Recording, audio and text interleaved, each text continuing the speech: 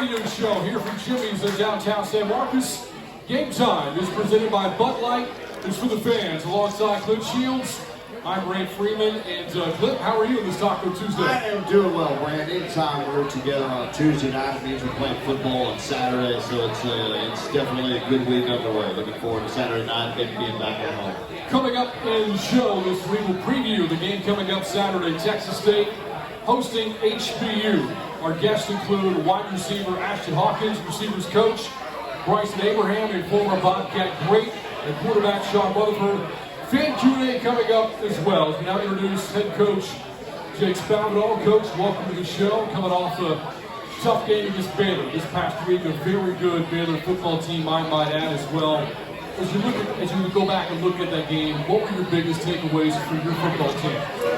Well, if you start with where we're at, just kind of optimistically, I thought our kids, they didn't back down.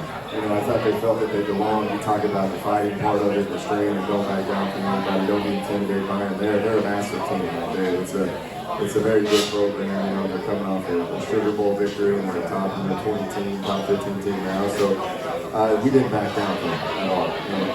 What we talked about is that you're going to have many opportunities to make those plays. Everything's going to be contested. These are opportunities that you want to. And at the end of the day, there's probably those few plays that were very magnified in critical moments. And you look at just the overall, just kind of philosophy of what we're trying to do. We were trying to go for it on fourth down. We were trying to win the game. We were trying to put ourselves in position to.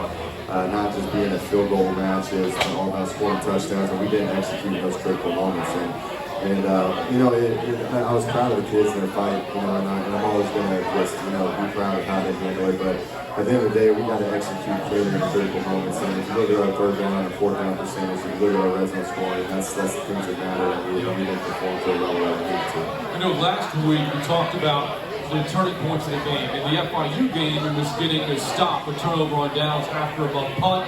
You look back at the Baylor game, after you scored a touchdown, you started to get momentum. It was a 14-7 game, and then you pinned them inside the 5, and then you see a kickoff. But Baylor then goes 96 yards, scoring their fourth down play. Was that the turning point of the game this past week? I did think that was pretty important. It wasn't the end of the world because we knew that we had the ball coming out in the second half and we needed to respond offensively. But they make a mistake. They're pinned inside the 5. They run it on first down and we get into a second down and 9. I call a timeout because we're trying to, we had 3 timeouts trying to get back in the field position. Maybe even a field goal or something in the half that maybe make it a 14-10 game or 14-14 game going into it. But methodically they worked their way down the field. And we ended up getting a personal foul, and that puts it kind of in that field goal range, and then an opportunity to go for it on 4th and 1. And we had the guys in the right place and just didn't execute at that moment. And when you sit there, that would have been a big deal to going in by 1 score, at halftime. But we need to respond, so we come back out in the second half. We get Ashtyn on a big play across the middle. We started moving it in, and then we throw a quick screen out there and we fumble on it. And those are the things that you can't do versus good teams, especially like Baylor, because they can capitalize off of it. We had 3 turnovers we got from them, and we turned the ball over 1 time, but the issue was we never scored. After it's always what you do with turnovers, and we didn't capitalize like we should. Yeah, playing off of that, Coach, your defense did come up with 3 turnovers there in the second half. I thought a pretty hard-hitting afternoon defensively for you. You and I talked about this a little bit earlier today. After the Nevada game, we were less than pleased with, I think, the physicality of your team overall at Nevada. Looking back at the Baylor game on Sunday, compare and contrast the two. How do you think your team went into that game against, obviously, an opponent that comes, pretty well hyped going into the year? How do you think they stepped up to that? Yeah, the way you play the game of football, you have to be physical. I'm saying, the toughest team is always going to be winning. It's normally the one that wins. We have to be physical and play with effort to give us a chance, and that's how you're supposed to play the game. And I thought in the Nevada game we didn't even play very physical at all. They dominated us across the board, and I thought these kids responded and played physical. But now they're starting to understand there's more to this game than just playing physical. That gives us a chance. Now it goes down to the execution side of it and minimizing our mistakes. And that's something that we're getting better at. But the thing that happened in this game was is that our mistakes were magnified in the critical moments. You know, they had some explosive plays that we needed to combat at times, and they ended up doing that. But if when you talk about just the effort and physicality, if we play with that physicality, that effort moving forward, we will have a chance in every single game moving forward. Houston Baptist we'll get into as the show goes on here, but looking ahead to Saturday night, a win there gets you to 2-2 for your non-conference schedule before you get into that 8-game run with a tough road trip to J.M. Madison. How big would that be to get to 2 to be 500 as you hit the conference level? Yeah, no, there's a lot of importance with this, and I think that that was kind of like what we were talking about. We can go 500 in our non-conference, we're sitting in a good spot. Just to win here at home in Bobcats Stadium, that means a lot to our players. It means a lot to the community. I'm sorry, guys. I'll move this out of the way. And that's something that we want to do, and we want to build off of it. And we're always challenging each other just on a daily basis of how can we improve. And I think we're improving every single week. It's just the results on site. The last week's game, the results. The score was a lot closer than what I thought. The scoreboard was a lot larger than what I really thought it was. It was a closer game in my opinion, but we still lost by that amount. So we've got to keep continuing to get better and put a product out there that this fan base, this community is going to appreciate, come back, and the importance of winning at home, and that's going to give us momentum going into a tough road stretch or just a tough conference in general. We saw a fourth quarter. It was in the fourth quarter, but it was several plays in a row. Got to see Josh Berry for the first time, I think more than just one play here, one play there. Potentially, what does he add to that running back stable? He seems to maybe have a little bit different motor when he goes north and south. Yeah, Josh is a talented kid. I think that whole backfield is we got 5 backs that I think are very talented. It's just where you start. Yeah. And you look at Calvin Jeter and Lincoln. Those guys have played a lot, and they're very smart and very intelligent. They know all the protections, they know the routes, they know how to read certain looks and fronts. Josh is still working through that. But I'm telling you, when that kid kind of figures it all out, and we can go where we trust him in all situations and all that, he's going to be a very dynamic player. It just adds more weapons to that. So if one guy's not playing or performing, we got to put the next one in and see if he's going to spark us.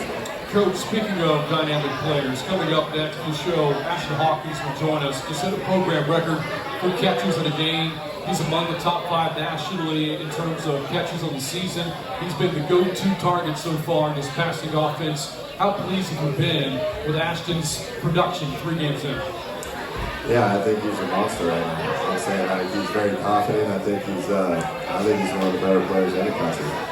But it's not surprising to me. It's not surprising to him. I was going through spring and I was like, why? He's not getting the touches needed. So I revamped the whole offense for him. He's got his own package, and that's the reason why he's getting the touches. It's rightfully so, because the way he practices, his daily habits are literally translated to the field. And we need more guys like that. But I told the media today that I want to keep feeding the ball until they take it away from him. And if that means that if they're going to take it away from him, that means someone's got an opportunity in a one-on-one matchup, and they need to elevate their play. But I'm saying if we didn't have Ashtyn in that game on Saturday, it would have been a long game for us, because he was the one out. Him and Julian Ortega-Jones were the 2 that were just absolutely dominating their positions. Well, again, Ashtyn Hawkins is our guest. Coming up next, we're back with Ashtyn on the Texas State Sports Network. This is the Game Time Radio Show from Learfield.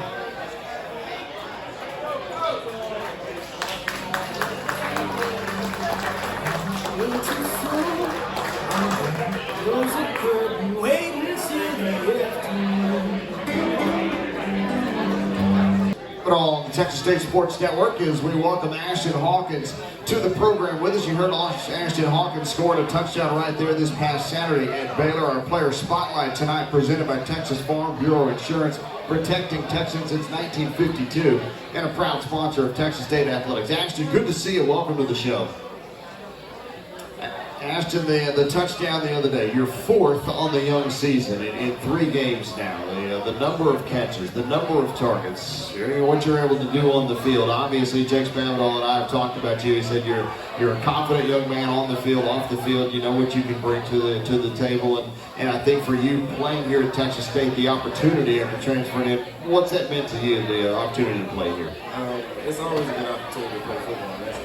Yeah. I think my mom, my family as well. But playing the game of football, at least here in Texas State, has actually been fun since I stepped foot here. I got here June 2021. Around that, summer camp has been fun. Coaches, the staff, the team, so everything. At least being on the Texas State football team has always been a blessing since I've gotten here. Hard-hitting game the other day, fast-paced, very physical with that Baylor football team. When you look at teams in the Sun Belt week in and week out, you look at that Baylor team and what they have accomplished over the last couple of seasons. What do you see difference-wise in the defensive makeup of that team you played on Saturday?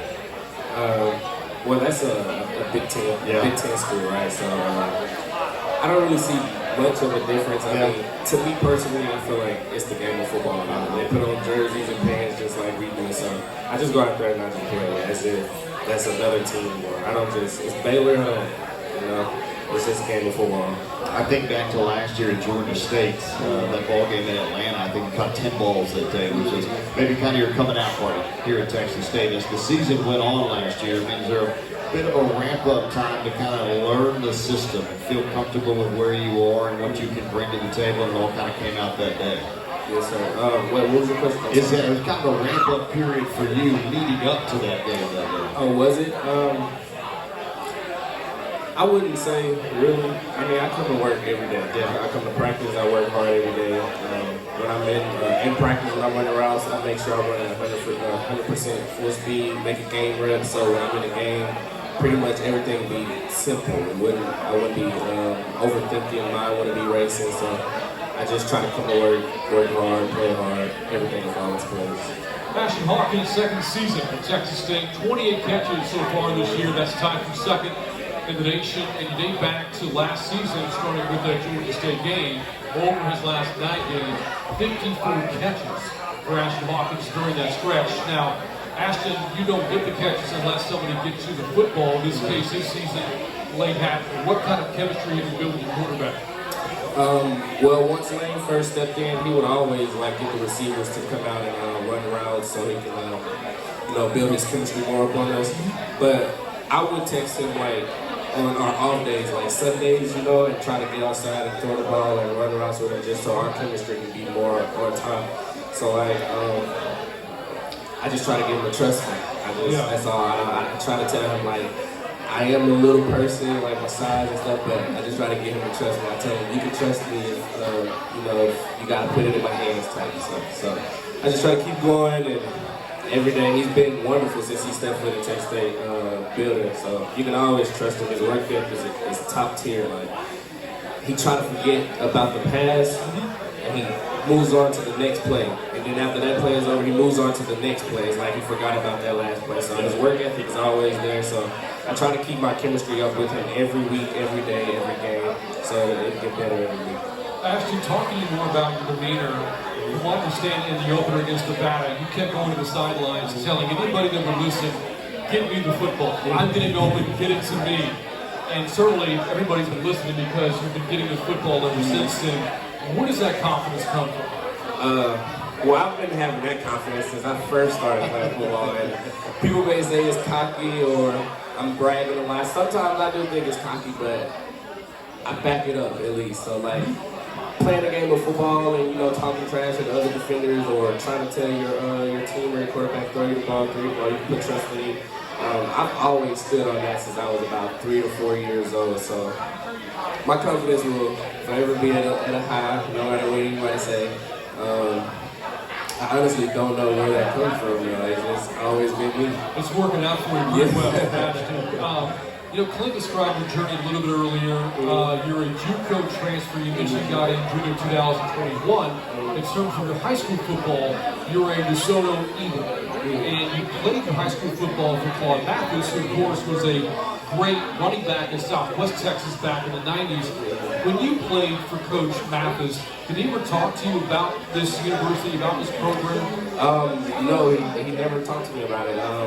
So coming out of high school, Cisco Junior College was the only offer I had. So coming from Cisco, once I first got that offer, I remember getting a text from Coach Matthews, and he was telling me, hey, you should go there. It's a great school. He didn't say much about it. He just actually told me to do my own research on it. But he was like, you should go there. It's a great school. It's a great fit for you. I did my own research.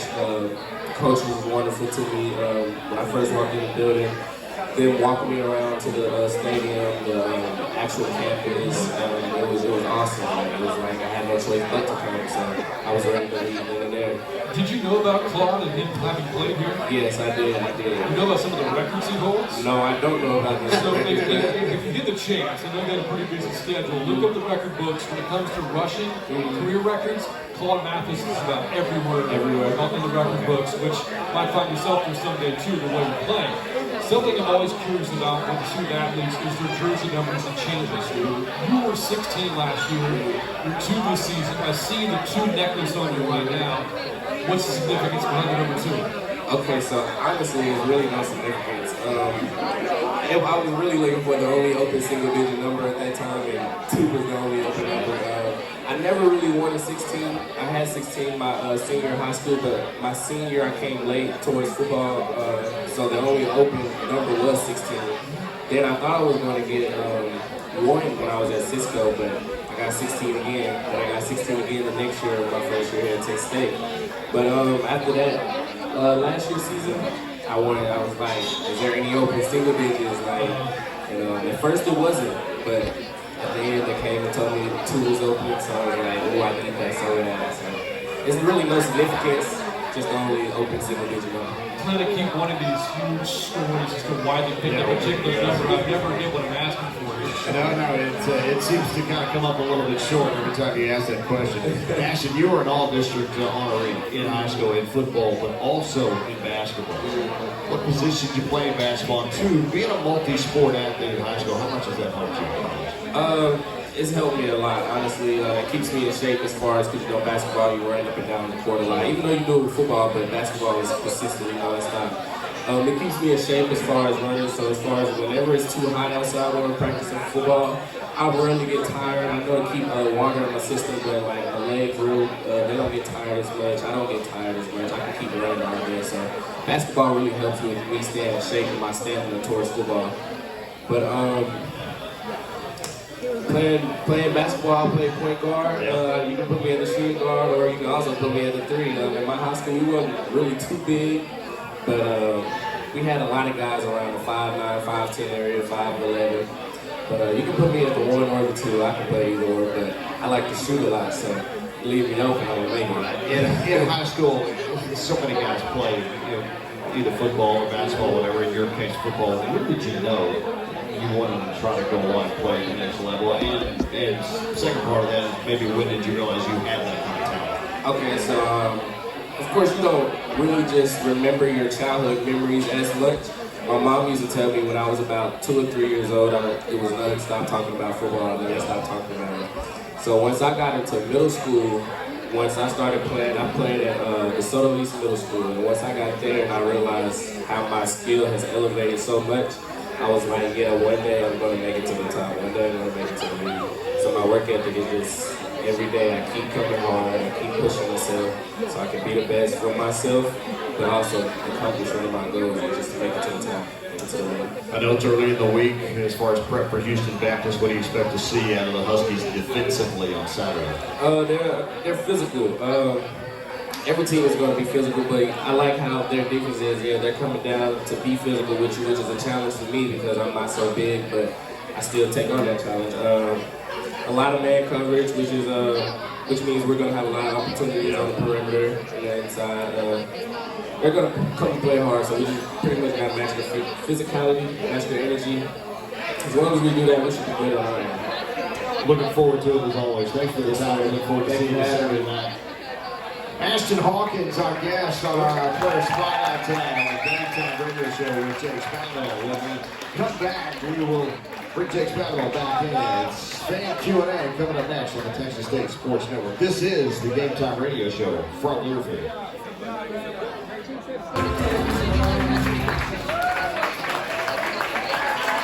We are back here from Chimy's in downtown San Marcos for the Game Time Radio Show. Great crowd on hand to include our Texas State cheerleaders here in attendance tonight. Thank you all for being here for your support. Appreciate that. Tonight's broadcast of the Game Time Radio Show can be heard worldwide on the Varsity Network app, which is available for download on both Android and iPhone. Listen either live or on demand to all of our Bobcat broadcasts and football games, radio shows, and more. Download the Varsity Network app today. Coach Spav has rejoined us now for fan Q&A. And by the way, before we get into this, how well-spoken was Ashtyn Hawkins up here tonight? What a great ambassador for your program. Oh man, I love that kid. I'm telling you, he's the best. And I'm telling you, he's got a really good sense of humor too. I don't know how active he was with that on there, but he was pretty fun. Yeah, he was good. He was good. So our first into the fan Q&A and a late submission. Thank you for that, Travis. Comes from Texas State Cheer, asking you a question. Coach, do you have any game day superstitions? Oh man, I really don't. I do, like, Friday night is the one night I get sleep. Like, that is the one night, you know, like, and like, my wife knows, everybody knows, like, right when I finish my last meeting, like, around, 10 o'clock at night, like, don't call me, don't text me or anything. I need to sleep for about 6 hours, you know. Like, I'm only a 3 or 4 hour guy, but, like, that 6 hours is crucial. Next one, Steve Rogers out of Brooklyn. What's your favorite quote? Ooh, man, I got a lot of these now. You're not a coach if you know. You're not a coach if you know. Yeah, you can go old school stuff, like either coaching or allowing it to happen. And, I'm a big guy on like the Manly Arena of Theodore Roosevelt. I'm on the Rudyard Kipling. The If poem is a very powerful one for me. Like you can go to Mike Tyson to, everybody has a game plan until you get punched in the face. Like I'm saying, I can go on for these. I think there's a ton of quotes. There's a lot of just inspiration that you can get just from reading in general. And, I think whatever mood that you're in, you can always find something that gets you in a better one. Next one comes from devoted listener Danny from Round Rock. How much do you find out about your team's character after losses? Yeah, it's all about really the Tuesday practice of mine. Because we've been through a lot of losses and we've been through, I'm big on how you're going to respond, and are you going to show up and are you going to approach things like men, and are you going to make excuses, or are you going to look yourself in the mirror and figure out what you're deficient at, or have the transparency with others and have hard conversations. So, I'm always big on, the 24-hour rule, like they're going to kind of be in their feelings and everybody's going to be upset and everything. And Sunday, like Monday's kind of an off day, and then Tuesday, you have to put it to rest and are you ready to go back to work. Next one from Kale out of Kyle. He's setting the scene for you here before the question. You're on an in-home recruiting visit. It's going great. The mom is laughing, the kid is engaged, but the dad stops the conversation all of a sudden. It says, which character for the movie Major League would you be? I would definitely be Rick Vaughn. I don't know if you this is kind of a funny story, to be honest. I don't have time for this, but sure. Zach was, he couldn't understand why we could not get any turnovers in these games. So one of our donors, Shay Blunser, who has been awesome, he's like, well, we have a Joe Boo doll up in the suite. You need to take it, and just utilize it. So we've had Joe Boo on the sideline the last 2 weekends, and we've had a lot of turnovers. So it's real like that. And we were talking about that today. No one really knows. Our kids don't know the major league moves, which our players don't. Which that's unfortunate for them because those are absolute classics. Awesome. Just don't watch the third one. That's a waste of your time. Next one here, Dan from San Marcos. Who were your favorite teams growing up? I grew up in Oklahoma, so we didn't have any professional teams. So I always chose the winners. So I was a Yankees fan, I was a Tom Brady fan. Like a lot of Oklahoma State, either the Dallas Cowboys or Kansas City Chiefs. But I always wanted to admire the people that did it at the highest level and did it the best way. And now as I've kind of grown up and I've coached I've literally got players on every single NFL team out there, so I just root for players and I don't really root for teams. All right, Coach Nicole Z from California with the broad sweeping question. I don't have a specific category. What is your hot take? My hot take. I'll pass on that. That's a probably good answer. Moving along, Willie from Bernie wants to know how you like your steak cooked. You know, I'm a medium rare guy. Okay. That's the right answer. I heard some applause somebody out there. applauded. Somebody likes that. All right. Moving sort of to football now. Sean in San Marcos wants to know, this is kind of a Frankenstein QB type question here. If you could only create the perfect quarterback out of the quarterbacks that you've coached, what qualities do you take from each one to make the perfect quarterback? Oh man. Just from my past quarterbacks? Yes. Yeah, like I was fortunate. I've coached 10 NFL quarterbacks, so like, and then, you know, like you go with Davis Webb and his work ethic. I go Johnny Manziel and the competitive nature and playmaking ability that he is. Kyler Murray's in that same mix as well. I'll definitely take Davis Webb's arm. You know, he can throw on that. I'll take Brandon Wheaton's arm. I'll take Case Keenum's release. He has the quickest release that I've been around. You know, Geno Smith was the presence. You know, I really love how he performed.